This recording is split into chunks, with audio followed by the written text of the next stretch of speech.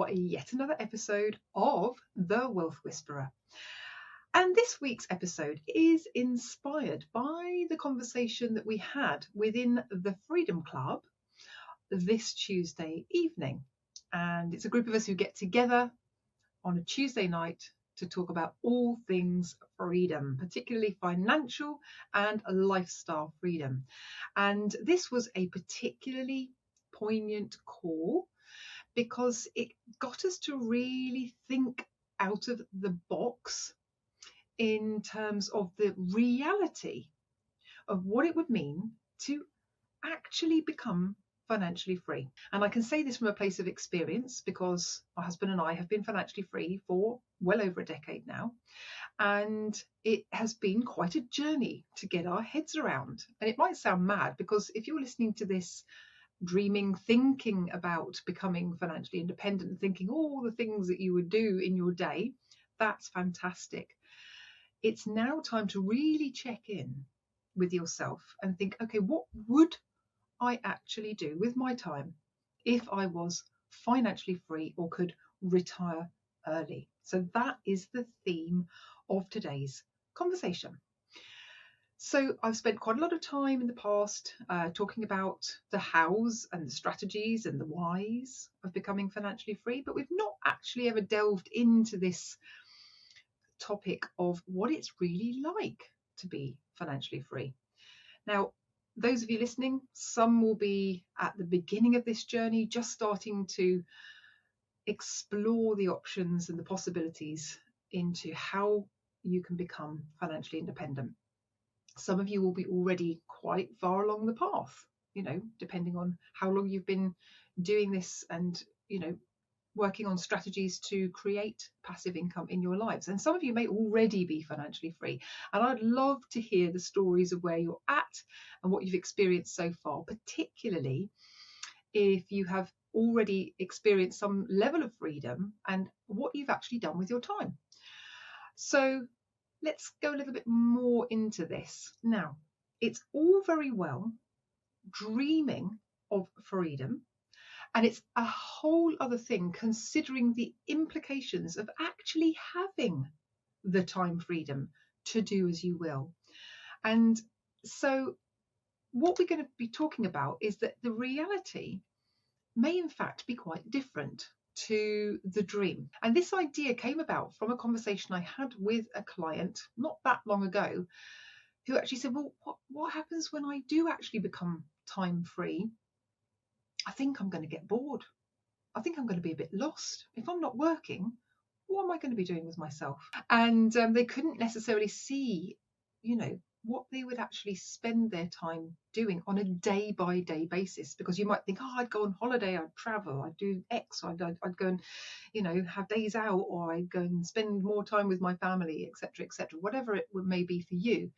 But obviously, the dreamy stuff about going away on holiday for a month or two or whatever, or permanently, will probably wear quite thin actually after a while. So you really do have to think, okay, well, what's it going to mean? Because for us, when we became financially independent, I was still in the mode of waking up at a certain time, feeling compelled to do something.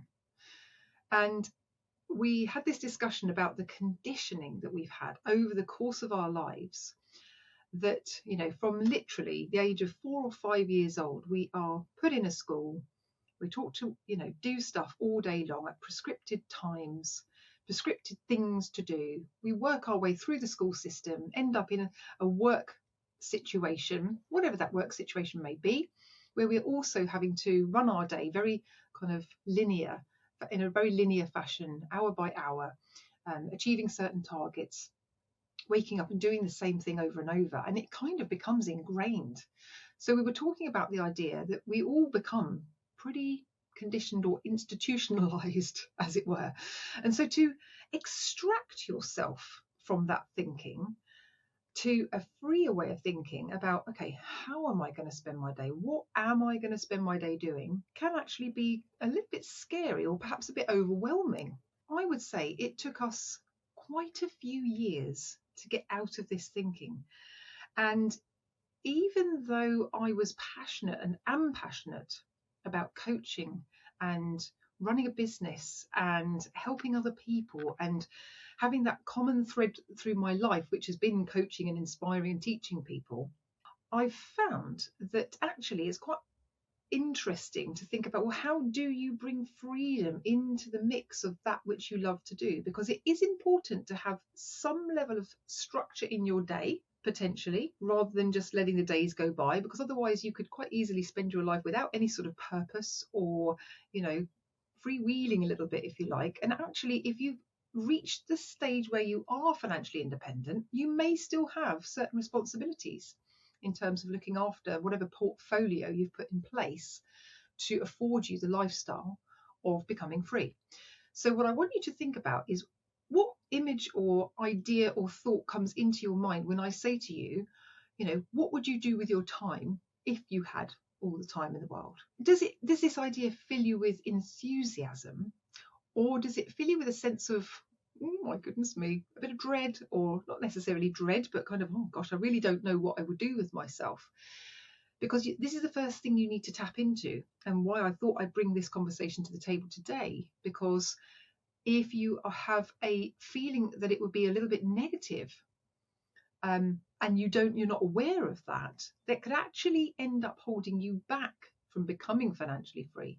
Versus if you have a really sort of positive imagination about exactly what your day would look like, or how you'd spend your time, and get creative with it, that can actually help propel you towards it.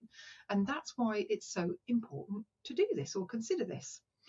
So what came up from the conversation that we had the other day? Well, some of the negative side of things about being free was that your friends and family members may well not be free, because they may well still be working. They might not be able to spend the time with you as you would want to spend. So you're going to have to potentially network and connect with people who are in the same place as you, the same position in life as you, so that you have that level of connection that you would have got if you've been working. That you can connect with people either in some sort of hobby group, or going to the gym, or meeting up with friends for lunch or coffee or whatever, so that you actually still have that connection with people. Because that can be quite a sad fact, that you may feel a bit lost or a bit bored if you haven't got people to connect with or to do stuff with. So that can also be quite a challenge in this respect. Like I said, when we first became financially independent and I still was in that mode of doing stuff, I felt like I got up in the mornings that I should be doing something. And so I kind of got busy, and this and that and the other, but it was just this almost like on autopilot, that my being, because I've always been very independent and self-motivated, that I just had this kind of ingrained in me that I just had the will to carry on doing stuff. So perhaps you'll have that feeling that you should be doing something. And like I say, lack of structure, or that you actually might miss what you did for work or do for work, and you might miss the people. That's why quite a few stories of lottery winners who have won big end up going back to work because they miss the connection, right? This is what we're talking about. It's quite a challenge. You have to kind of think about this and plan it and start to create your network already when you're getting to that point that you can free up your time with, well, how am I going to fill this? Is it going to be voluntary causes? Am I going to spend more time pottering in my garden or growing stuff? Or is it going to be more travel? Or, am I going to start a group, with like-minded people doing stuff? One of the reasons we started the Freedom Club, right? Because we wanted to connect with people, share what we'd learnt, share our journey, learn, grow, and explore with this idea with people. That's one of the reasons why we started the Freedom Club. And it's a great place to be. Some of the upsides, of course, to becoming free are that there's no more alarm clock. That bell is not going off in the morning to get you out of bed. You can get up as you please. You obviously have a lot more free time on your side. And so you can be less rigid. So again, potentially good to have some structure, but being less rigid about things. You get the opportunity to travel and explore, maybe take up more hobbies or pursue your hobbies in a more deep way. And again, like I say, connect with different people entirely who share the same passions. And of course, the most important thing is that you have the finances in place to be able to do everything you'd like to do. So even if you become financially independent in terms of covering all your bases, covering all the bills and the food and insurances and everyday items, you're going to need some money to have fun, right? So depending on the level of fun you want to have and whether you want to still live in the country that you're living in, or whether you're thinking, well, actually, I can have a little bit more fun moving somewhere else.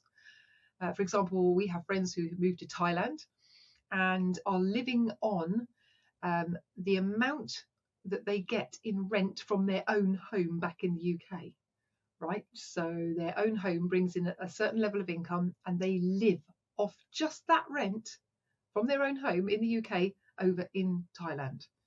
And that covers all the bases to have a very nice lifestyle in Thailand, including all the fun stuff, right? So we had a call about this for quite some time back now, about, how could you already be free? Yeah.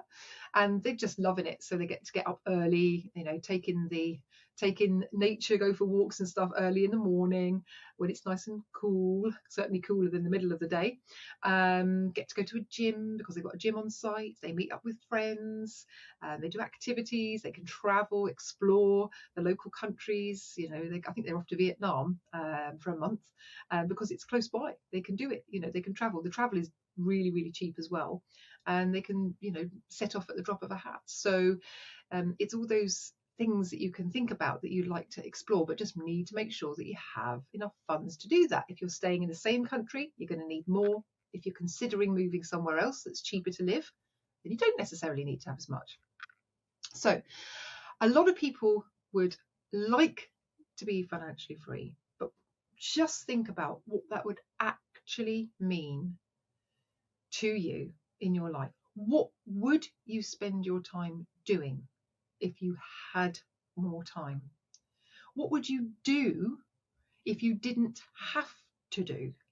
All right, we're talking about not what we're running away from, but what we're working towards.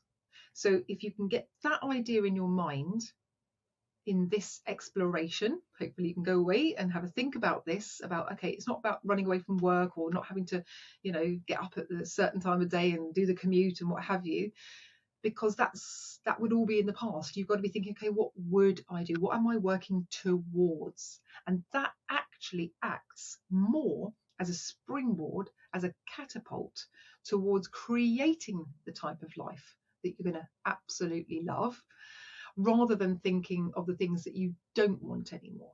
I hope that makes sense. So if you're up for having more conversations like this in person with other people who are like-minded on the same page as you, feel free to drop in and find us at the Freedom Club, which is the-freedom-club.com. Come and see us there and perhaps join in. Take care. Till next time.